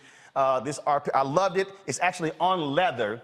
And what's cool though is you can turn it you can have it vertical and you see the piece here, but then if I turn it horizontal, you see the additional faces here. And so I just love the color, and I said we got to do that. And then we put some other stuff up in here. When the Urban League honored me, they put together this whole collage of my career. And so we have, which literally all the places I've worked and different achievements. That's the St. Louis area Urban League. And so that's what we have there. And so again, the thing here, Greg, Reese, and Faraji, the whole point was to be able to take one space, to be able to do multiple things at one time in order to be able to maximize the space, maximize our resources, and be able to do, not just have sort of one look.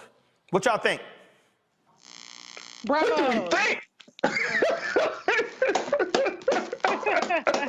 Congratulations, fellas, Dr. Carr and Faraji. Breaking news, at least from as far as what I know. So maybe y'all have me on the show. Oh, look, you know you be on all the shows, Reese. Yeah, you know what I'm saying? I just assume, you know, I'm waiting for that breaking news. I was like, wow, Roland, that was, man. And then everybody, when you said that going into the control center, and you said, this is where y'all's money is going. This is, people have to understand, this is, I mean, you didn't have this kind of flexibility at TV One. You've never had it anywhere. No, we didn't. No, we tried to. I mean, I can tell you there were talks about us creating our own studio. I wanted to do it. My executive producer wanted to do it. You know, the decision was made not to do it. We knew the severe limitations we had. So here's the deal. If we wanted to do a one-on-one interview with somebody when I was at TV One, we had to go somewhere else to do it. We now can actually do it in this space. In fact, there's somebody doing a documentary on the Harry Belafonte. And they hit up my assistant. They said, well, they want to do the interview. I said, they can say, can we do it at your office? Yeah, we're going to do it right here in front of the Harry Belafonte piece. And so we can do one-on-one interviews in here. We can do multiple interviews in here. Again, we can create, once we pass, you know, whatever we're dealing with COVID, we can have a studio audience in here. So that was the whole point. Being able to, and so the vision was, and I'm telling you, every place that we looked, I walked into places, I'm like, that's not it. They had too many walls or whatever. I said, all I need is one big ass room. I said, just give me one big room and I'm gonna figure everything else out. And the benefit for us here was having all these offices with the glass walls. And then my whole deal was, I'm telling you, the moment we walked in here, the first thing I said was, I'm putting LED lighting in here, and I'm gonna use the offices as part of the set. So the whole idea here, because like when you talk about television, they always like even when they're like, well, do we show the control room? Yes, that's shot. That's gonna be, the control room is gonna be in the background. So so the idea was to create a space that was sort of like this celebration of Black art, that also everything is all incorporated, and we can all have all the different looks and stuff like that. And so that's really what it was about. Man, brother, people, you know what I was thinking, looking at the work by Brother Hills and the young sister Sophia Dawson, who all those websites, Leroy Campbell, my colleague Harlan Penn, everything in there. And I know you did that with none of this in mind, but I'm sure there are people watching saying, oh, I need that on a hoodie, or I need that in my house. You might have to monetize. Look, that Black media collage in I'm thinking to myself, bruh, we gotta shit. And everything in there is 100% Black. Everybody giving smoke. Oh, yeah. Yeah, the music pieces, it was a white artist in LA. They were just too powerful. I said, got to get them. But everything else. Yeah. And here's the deal. Shout out to Blakon Media. They actually did our control room, a Black-owned engineering firm out of Atlanta. And so that was a point that I was trying to explain to folks that I want y'all to understand. So lighting company, African-American owned. Drake company, African-American owned. A set designer, African-American. Artist, African-American. Again, that was the whole point, using our resources to also work with other Black-owned businesses to give them a shot where other media companies would never give them an opportunity to do something along these lines. And so that was the whole point of us creating it. And so again, we started this show September 4th, 2018, building the platform, building the show, taking our time. We started with 157,000 YouTube subscribers. Now, today, right now, it's almost 820,000. And so that's how we've been able to grow it. And so when we've been trying to get here, 819,361. We've had, when it came to our with Black Star Network, I think we've surpassed 25,000 downloads. Again, we're being very methodical about that. Here's the other deal. I was reading the story today, y'all. The Athletic, they do about $50 million in revenue. They valued themselves at 500. They just got bought by the New York Times for $500 million. They said they're going to be profitable in 2023. I want all y'all to know, we've been profitable since our first year and a half.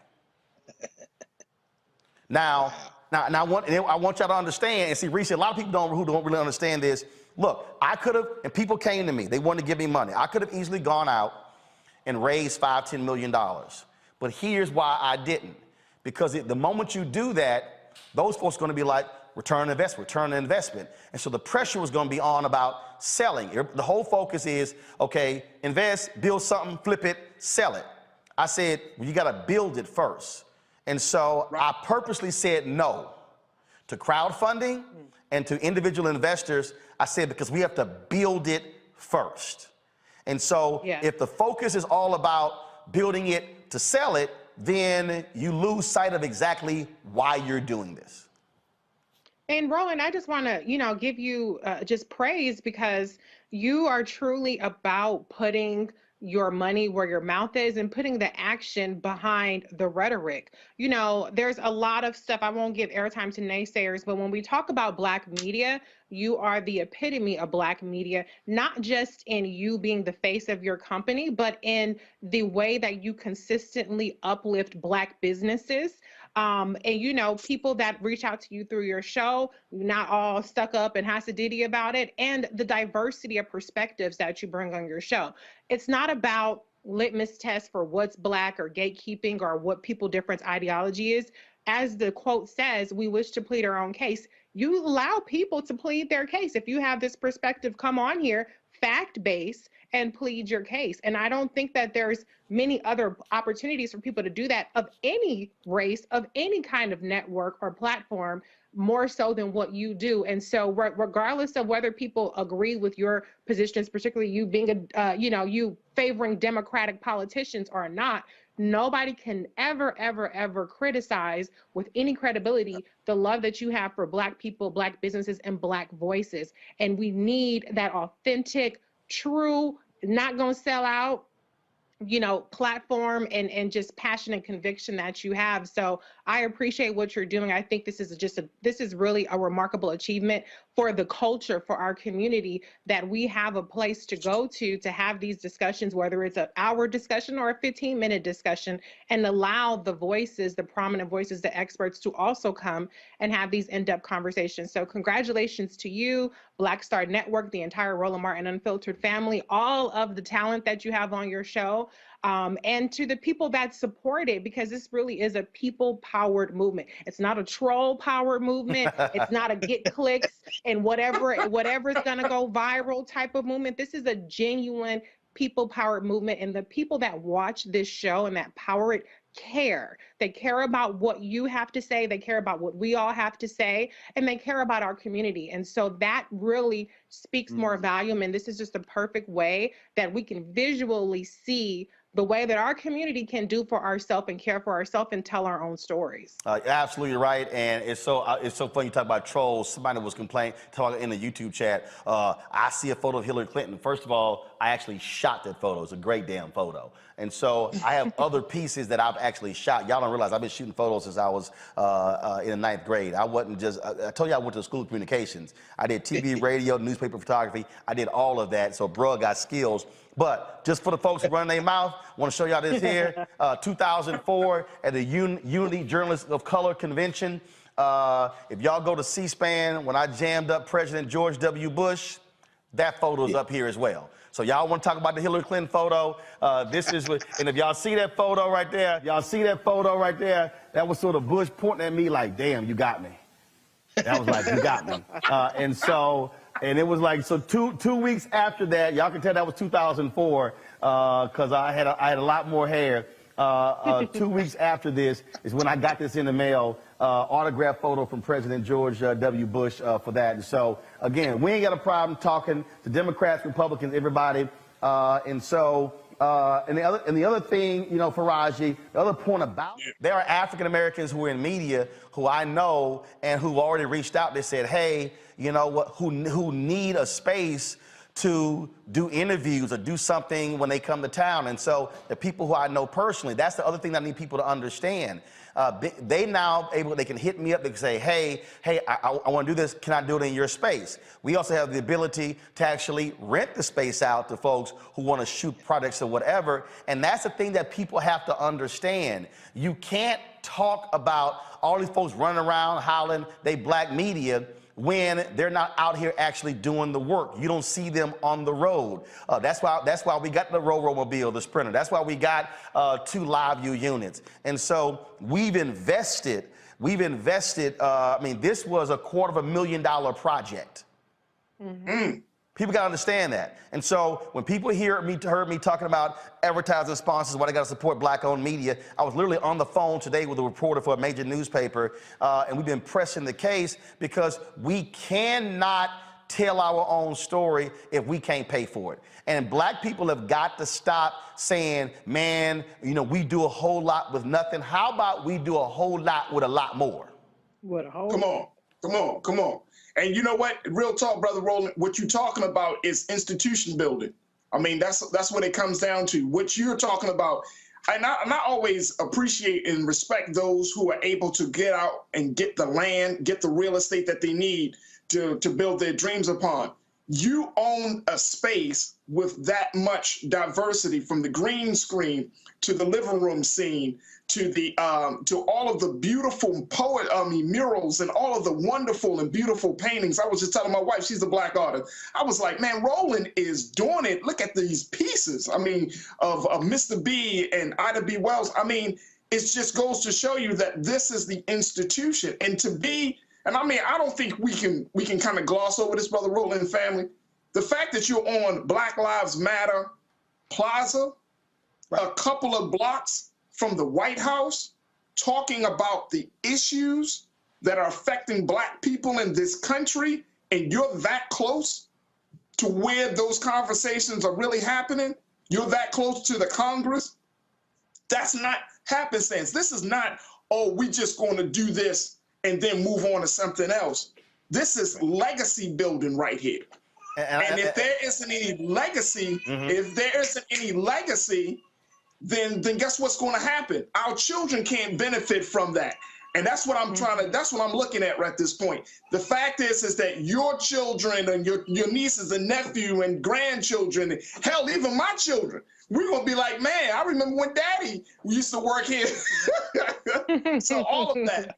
So, you know, I mean, it's just about institutional building. And to say that we are just beyond proud of you, and I'm very, very humbled to be a part of the Black Star Network family, is an understatement. I am completely humbled by this. Well, I'm gonna show you. We want to talk about, you know, how God works.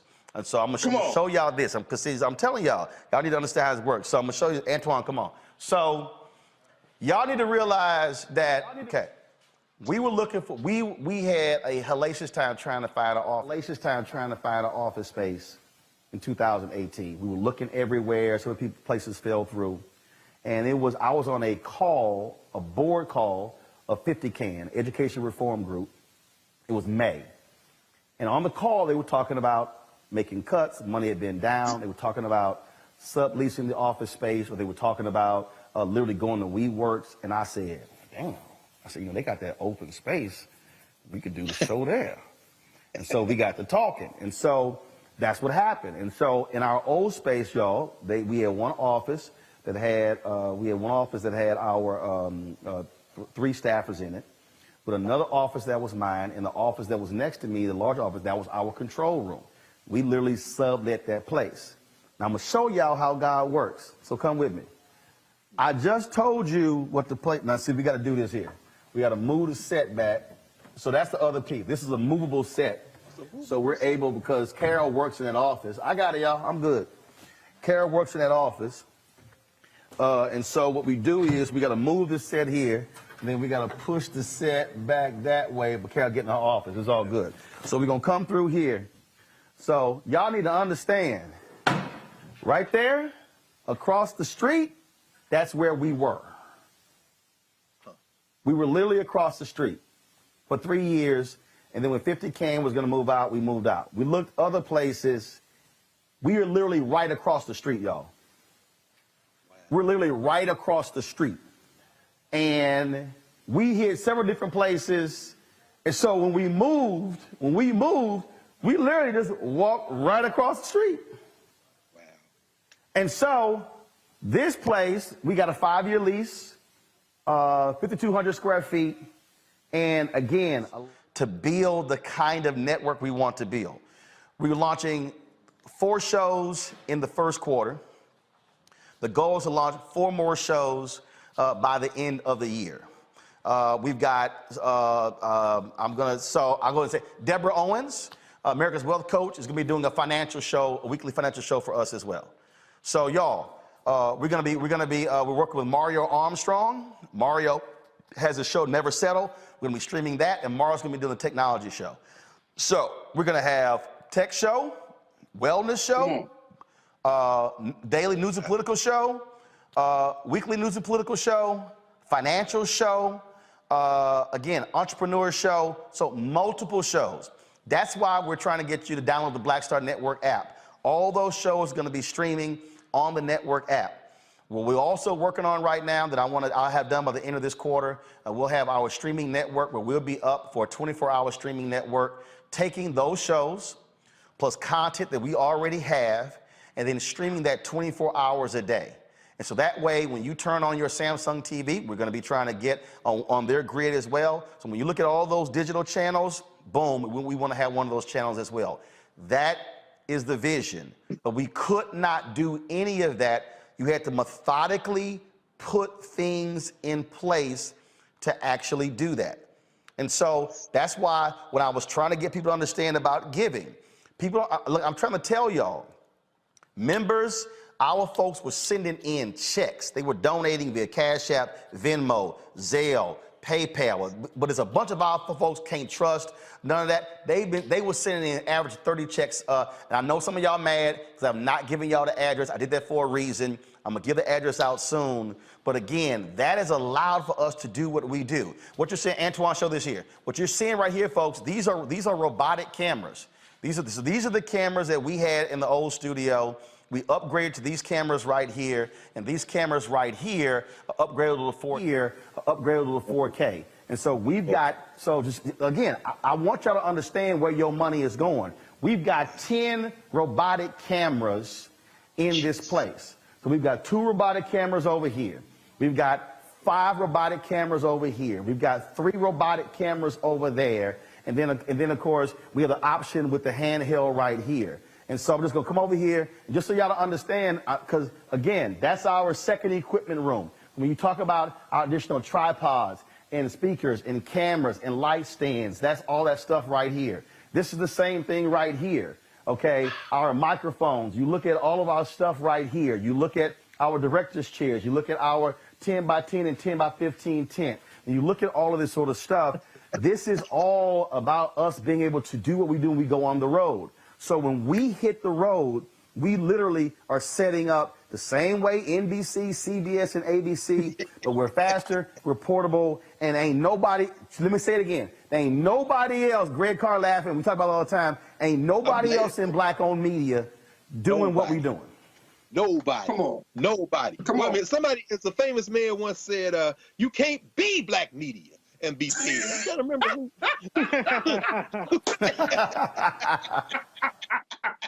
Man, brother, I ain't got no words. There's nobody in the world. I mean, I'm thinking, this is worldwide, man. And it's all black. You can't be canceled. They can't scare you with no contract. They can't worry about moving your time slot. You are the time slot. Boy, and I need people to understand. That's why that mural is so important. Y'all hear me quote it all the time. That is the mural of the first. This was the first black newspaper in American history. Freedom's Journal, March 16th, 1827, 1827. This is the third paragraph. We wish to plead our own cause, too long have others spoken for us. That is the motto of the Black press. I run 3 Black newspapers, and so that's what we do here, and it's getting our people to understand why we also have to support, we have to give, we have to. So that's why I said to people, look, if 20, and y'all think I'm joking, to some of y'all out there, when 20,000 of our fans, all right, we've had, I think Keenan will tell me what the number is. He'll text it to me. I think we're at 35 or 40,000 donors. 35 or 40,000 donors we've had. And so we've had people give as little as $1. People give as much as $30,000. We had a hit me up. He said, man, I'm tired of y'all show buffering on YouTube. I heard about your OTT channel. He gave us $5,000 to launch Black Star Network, to have it built. And so that's what I need y'all to understand, why this stuff is important with what we're doing, because now we have the ability to travel, to cover our stories. And here's the most important thing.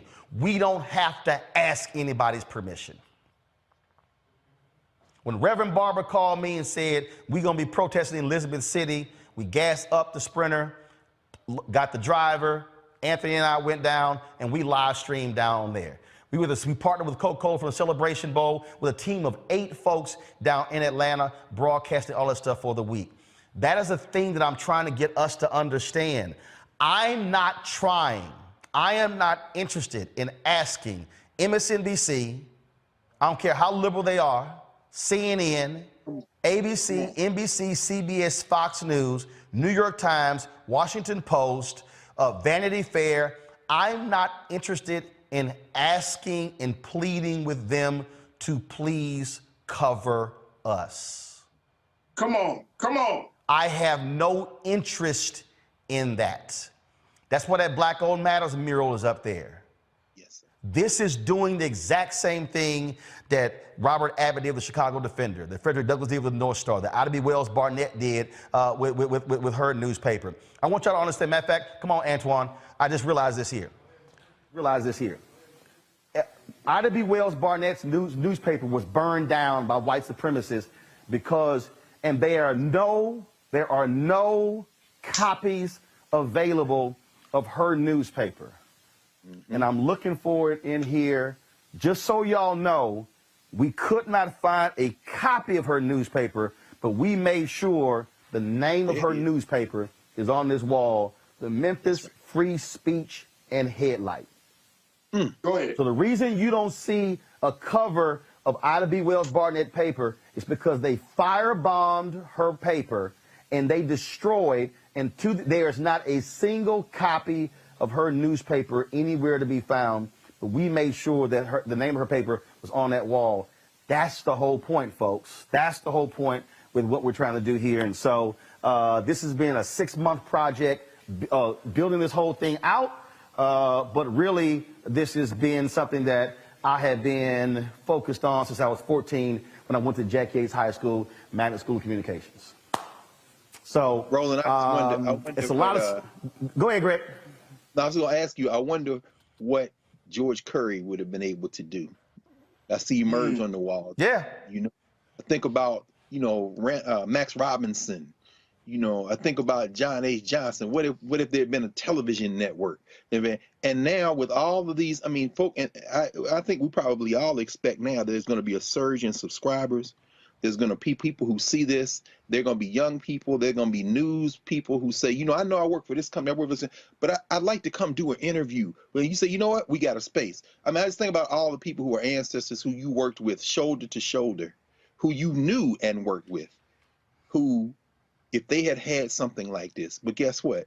It's here now. So yeah, like I got a sister in YouTube who says we want a live chat on the Black Star Network. Well, Vimeo doesn't have that. Well, guess what? We've been talking to them for the past 3 months saying, y'all have got to put that as a part of it. We're paying for the feature. And so y'all, that's what we're doing. So understand what you're talking about. But now here's the deal. And I need people to understand, all right? And I ain't got no problem. So why are we still on YouTube? because we still generate anywhere from $40,000 to $75,000, almost upwards. We've done $103,000 a month on YouTube. We would prefer to generate that on the Black Star Network, which is why I need y'all to be doing your part when I'm putting pressure on these advertisers to invest in Black-owned media. Right. There's no reason in the world we're not doing $10 million in revenue this year. Come on. There's no reason. I'm seeing the money they're giving to Black Targeted. Mm-hmm. Oh, they will toss money at Black Targeted. I was on the phone today talking with several Democrats saying, y'all better make sure y'all investing in Black-owned media. Don't be running out and just buying ads on Fox News and CNN and local radio stations and newspapers. Invest in Black-owned media. That's the whole point. And so, then of course you got the trolls. Recently you talked about Roland Martin, he always begging. No, this is called investing. That's it. It's called investing. Because when we have the ability to take our cameras anywhere we want to take them, and we ain't got to sit here and we can pay staff. And let me go ahead and say this here. And it's not bragging, but it was by design. Ain't nobody who works on this staff, not one person, been paid late. Come on. Right. Come on. Come on. Now, there's a whole bunch of other places can't say that. But, and I've worked for them. I work for them. They can't say that. We've been profitable since we were a year and a half old. And look, our first year was not easy. I personally invested $391,000 of my speaker fee money into the company to make sure staff got paid. Wow. I didn't have a CNN salary. I didn't have that TV One check. The Tom Joyner check, I ain't got a problem. When I started with Tom Joyner in 2008, it was $250,000. When it ended in 2019, it was down to $41,000. We started this September 4th, 2018. So what I need y'all to understand is our donors, they got us through. I told y'all in 2020, they gave $672,000. What we're talking about is building something that is sustainable, that is able to actually speak to our interests. And so that's what we're doing. And so I appreciate all of y'all been giving. If you give on YouTube, hey, that's great and wonderful. But remember, we only get 55% or 50. You give $1 to us on YouTube, we get 55 cents. Give to us direct so we can get all 100%. So go to Cash App, which is R Martin Unfiltered. Zelle is Roland@RolandSMartin.com. Roland@RolandMartinUnfiltered.com. Of course, Venmo is R Martin Unfiltered. PayPal is Venmo is RM Unfiltered. PayPal is R Martin Unfiltered. And so soon I'll have the address for y'all to start, y'all can start sending checks again and your money orders. Again, I appreciate those who've done that. And so it's a whole lot that we're doing. And trust me, we're building something that's fantastic and amazing. And I can't wait to use, first of all, I hired a company who's been handling program development. And again, it's a perfect example. Y'all, I can't do it all. I literally hired a company to do program development, to get these shows on the air. They've been shooting these shows, shooting pilots over the last 2 or 3 weeks. And again, we hope to begin to debut roll those shows out the 1st of February. And that's what our plan is. And so we're looking forward to that. So there's a whole lot of stuff that's happening. It's a lot more work to do. And so I hope y'all enjoy the new space. It's been, trust me, it has not been easy, but we have been trying to make it happen. And we want to thank all of y'all, every single one of y'all who's contributed, who's made this possible, everybody who has helped us, who's been working around the clock 7 days a week, getting this thing going. Shout out to our whole staff, whether you're talking about audio or video, tech, everybody, graphics, producers, bookers, freelancers, and everything. Because look, you can't do it all by yourself. And trust me, every single day, it is about delivering a fantastic product for you. That's what our goal is. And trust me, there's some days, look, we're not happy. We want to do more, but we do the best that we can. But I told y'all and I promised y'all that I'm going to maximize. Look, my grandfather, I told y'all, I saw the Richard Lawson interview, how he had about 50 people at his house, and there were 2 chickens, and everybody had a piece of chicken in their gumbo bowl. So So I know how to sit here and maximize a dollar. And so that's what we're gonna see you laughing, Greg. Trust me. My grandmother had a catering business. My mama had a cake business. I got entrepreneurs in my family, so this ain't nothing new. And I gotta give a shout out to Houston Independent School District, Jack Yates High School, because again, Thelma Johnson was my radio teacher. Mary Waits was my television teacher. Ronald Miller was my radio teacher.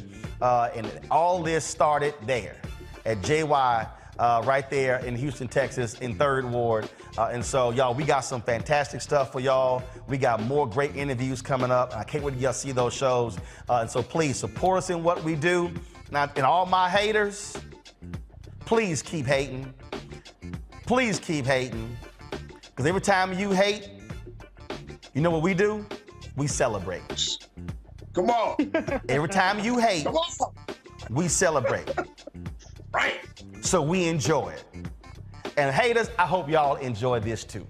Y'all, I'm gonna see y'all tomorrow, right here on Roland Martin Unfiltered on the Black Star Network. Holla! Back to that Roland Martin Unfiltered video in just one moment.